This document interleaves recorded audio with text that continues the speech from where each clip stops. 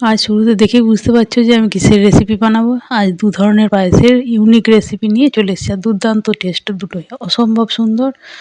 কেমন লাগে চলো দেখো কিভাবে বানাচ্ছি। প্রথমে বানাচ্ছি পাস্তার পায়েস, ঠিক আছে? আমি লাভলি রান্নাঘরের তরফ থেকে আমি লাভলি বলছি। চলো এবার রেসিপিতে যাওয়া যাক। প্রথমে দেখো আমি এইখানে কিন্তু গরুর দুধ নিয়েছি, আগেই বলে দিচ্ছি। তোমরা যে কোনো দুধ নিতে পারো, তো গরুর দুধ নিয়ে চেষ্টা করো, গরু বা মোষের দুধ নিলে টেস্টটা খুব বেশি হবে। পাস্তাটা দেখো ফুটি দেখো ধারগুলো দেখে বুঝতে পারছো যে কতটা সর দাঁড়িয়েছে। এইরকম সর যে অবস্থায় হবে দেখবে একটু মানে ঘনত্বটা এরকম টাইপের হয়ে যাবে, তখন চিনি দেবে। আমার চিনিটা একটু কম দেওয়া হয়েছে বলে আমি আরেকটু দেবো, তোমাদের যেমন মিষ্টির প্রয়োজন তোমরা সেরকম দিয়ে নিতে পারো। তবে দুধ দিয়ে পাস্তা দিয়ে ফুটতে দেবে। আমি প্রথমেই দুধ দিয়ে দেখো ফুটি ঘনত্ব এসছে যখন, তখন আমি ওইখানে সেই অবস্থায় চিনি দিয়েছি। এবার আমি যেটা দিচ্ছি সেটাই সবথেকে বিশেষত্ব, সেটা হচ্ছে যে তোমার ওই প্যারা হয় না, যে প্যারা বা সন্দেশ, প্যারা যদি অ্যাভেলেবেল না থাকে সন্দেশ থাকলেও হবে।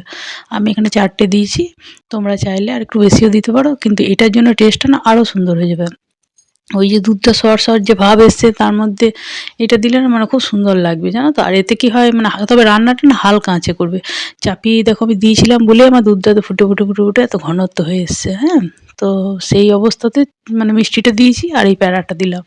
তো দেখো এখন কেমন আমি থিকনেসটা রেখেছি দেখে নাও, কারণ পরে কিন্তু ঠান্ডা হলে কিন্তু এটা এখন গরম আছে, ঠান্ডা হলে কিন্তু আরও বেশি মানে একটু ঘন হয়ে যাবে।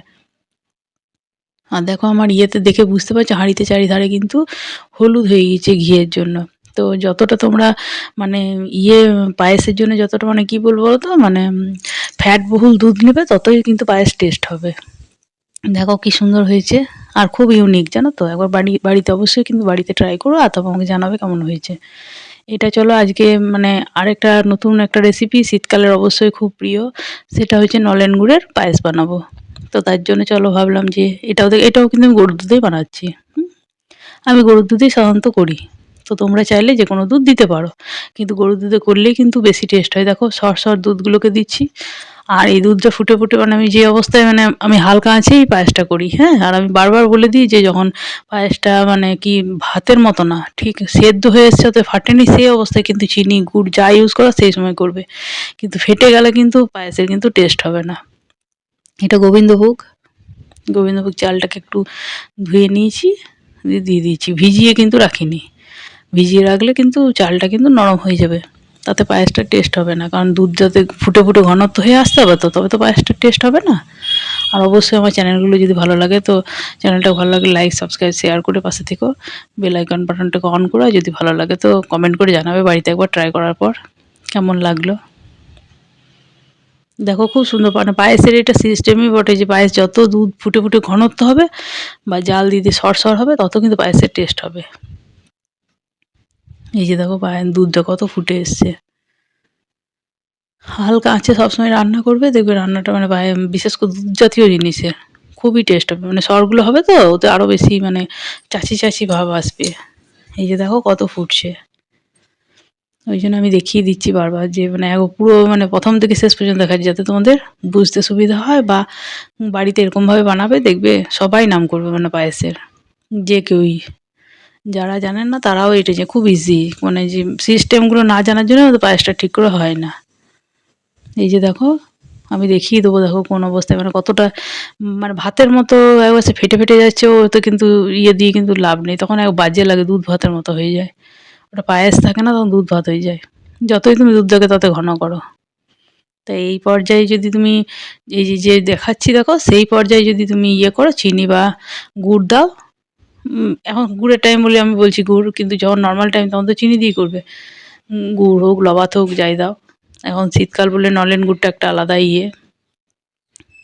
এই যে দেখো আমি দেখিয়ে দিচ্ছি বারবার। এই যে বুঝতে পারছো? তো এরকম অবস্থায় কিন্তু দেবে। তারপরেও কিন্তু দেওয়ার পর তখন আর কিন্তু ফাটবে না, কারণ মিষ্টি দিয়ে দিলে চালটা কিন্তু আর ফাটে না। দেখো চিনি দিয়ে দিচ্ছি, চিনি খুব বেশি দেবো না, কিন্তু আমি এখানে যেহেতু আমি এখানে গুড় ইউজ করবো, মানে নলেন গুড়টা বেশি দিলে পরে তাহলে কিন্তু মিষ্টিটা বেশি হয়ে যাবে, কারণ খুব বেশি ভালো লাগে না। এবার যারা বেশি একটু পছন্দ করে তারা দিতেই পারো। আমি এটা ঠাকুরের ভোগের জন্য বানাচ্ছি, তো এবার অন্য টাইম হলে ১ চিমটি নুন দিতাম, কিন্তু এই সময় আমি যেহেতু ঠাকুরের ভোগের বানাচ্ছি তাই আমি নুন দিইনি। এই যে খেজুর গুড়টা দিয়ে দিলাম।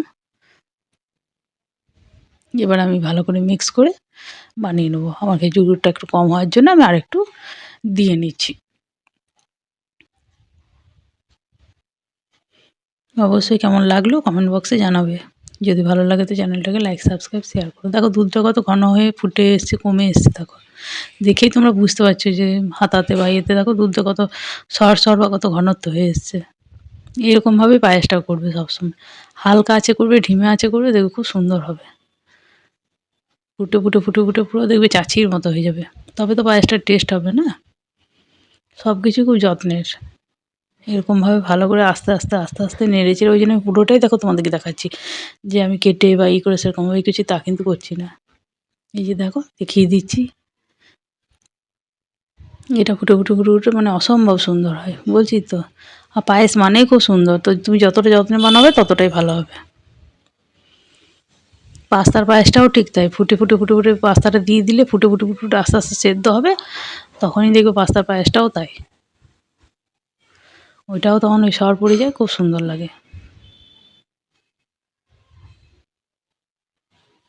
এই যে দেখো বারবার দেখিয়ে দিচ্ছি, একবার দেখো হালকা আঁচে সিমে মানে খুব লো ফ্লেমে কিন্তু আমি রান্নাটা করছি। দেখো আস্তে আস্তে এই যে ফুটছে, এটাইতেই মানে উপরে সর, বারবার সর পড়বে, তখন তুমি ঠেলে সরিয়ে ইয়ে করো।